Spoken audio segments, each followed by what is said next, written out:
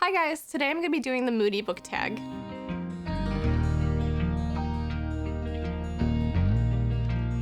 I was tagged by the YouTuber Reading and Such, and this tag was created by Slanted Spines. Question number 1. Do you consider yourself a mood reader? Yeah, definitely. I'm not going to elaborate because the next question kind of follows that up. Question 2 is, do you set TBRs and do you stick to them? Yes, and sometimes. I try to kind of curate TBRs based on what my mood is or what I think my mood is going to be for the month.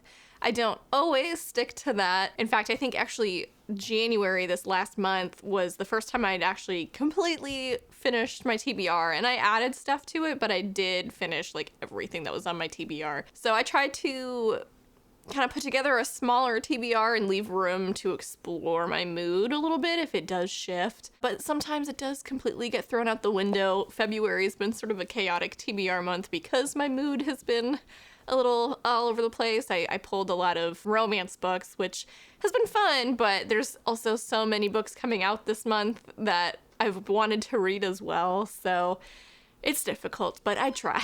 Question number 3 is, do books affect you emotionally? Yeah, I'm human, you know. I think books affect most people emotionally, at least the emotional books do.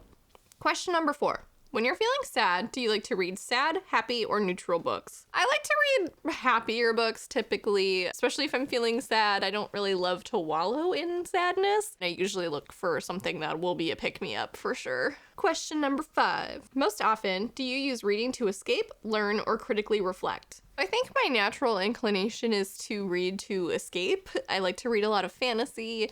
2020 especially, there's so much crazy stuff happening in the real world. I just did not want to pay attention to it at all. However, I do try to read some nonfiction and stuff as well, or kind of more serious books in order to critically reflect. Especially this year, one of my main goals is to read more like anti-racist material in order to critically reflect on society and myself and whatnot. So I'm trying to balance things a little bit. It's fun to escape, but it's not good to completely ignore reality either.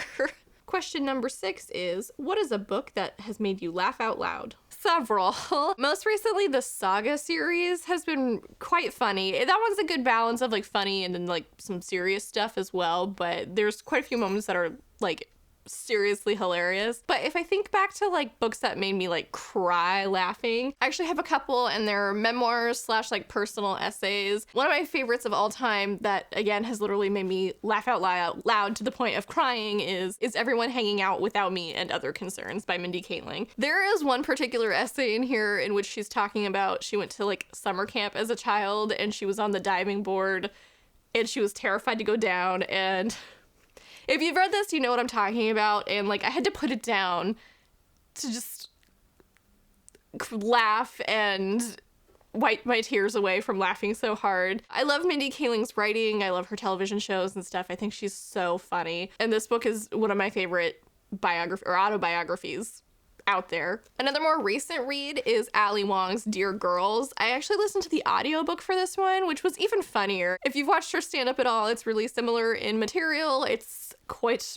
raunchy in some parts, but she's got a couple chapters that are just so ridiculous. It's hard to believe it's someone's real life, but especially the audiobook really added her performance, or her delivery made it all the more funny. And I was driving to work laughing so hard for the couple days that I was listening to this. So I highly recommend both of these if you're looking for a good laugh and you like these comedians. Question number 7 is, what is a book that has made you cry? If you don't cry, what's one that moved you? Well, I definitely cry. I am a crier. I will cry at pretty much anything. The book that probably made me cry the most, and I don't know if I'll actually ever be able to reread it because it just punched me in the gut so hard, is The Book Thief by Markus Zusak. This is probably a pretty popular response to this question. I feel like a bunch of people have read this. This book takes place in World War II, and it's sort of narrated by Death, and his observations of humanity and stuff are just like so harrowing, and The main plot is just really intense. It's about a little girl and her family, and they're hiding a Jewish man, and just the subject material is it's difficult for sure. And there are a couple chapters in here towards the end I was just bawling my eyes out, and I have not been able to reread this one. I still keep it on my shelves because I love this book. It's so good. Especially now, I kind of try to avoid books that have the movie posters on them, but I have a hard time letting this one go because it moved me so much, and I'm just sort of attached to this particular copy for some reason. And a book that's more recently made me cry is The Invisible Life of Addie LaRue. I wouldn't say this book is like overtly sad. I don't know if people sort of often cry with this one, but again, I am very sensitive and I cry at everything, and I can't say much about it and like what made me cry without spoiling anything, but there's a chunk towards the end, if you've read it, just sort of the emotions going on just hit me so hard, and the character I related to the most in this book is just like going through some stuff. I don't know, I was reading the last couple chapters like through my tears. It was all blurry and stuff because I was crying so hard, but I didn't want to stop reading it. But yeah, I would definitely reread this one probably before I would reread The Book Thief, just because it's, again, not quite as overtly sad, but it will probably still make me cry. Question number 8 is, what is a book you didn't even know how you felt about afterwards? I'm gonna say the Southern Reach trilogy by Jeff Vandermeer. A lot of people have read Annihilation, and they made this one into a movie. It can definitely be read as a standalone, but I also picked up the sequel, Authority and Acceptance. One, because their covers are just gorgeous. I think that's what initially drew me to the series, is how pretty they are. But this is definitely the weirdest set of books I have ever read. There's really no sense of closure in these, and it's got like a very intense cosmic horror element that just kind of leaves you very befuddled. Again, I would say this one's probably the most like satisfying. If you just stuck with this one, you get like kind of a full story, and your questions aren't all answered, but it's fine. But if you dive into the next two, you're expecting more of an explanation, and you never quite get there. And just after I finished the last one, I was just like, huh. And I still don't quite know how to feel about these. They're really unique, I will say that. But I was just, I don't know. I wasn't quite sure how to feel, and I feel like that's not the most satisfying answer because I'm basically just repeating the question, but I feel like that's appropriate given the question itself. I still don't know how to feel about these years after I've read them. Question number 9 is, are you more likely to read on a sunny or cloudy day?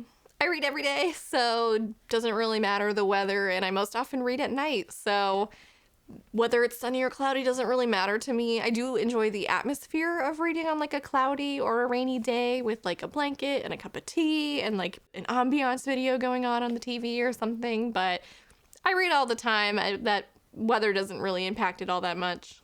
Question number 10 is, do you usually set the mood when you read? Music, lights, smells, etc.? Not always. Again, I will read pretty much anywhere. I read on my lunch breaks, at work, I read in bed. Certain books I do like to kind of set the mood for, especially if they're known for being especially atmospheric.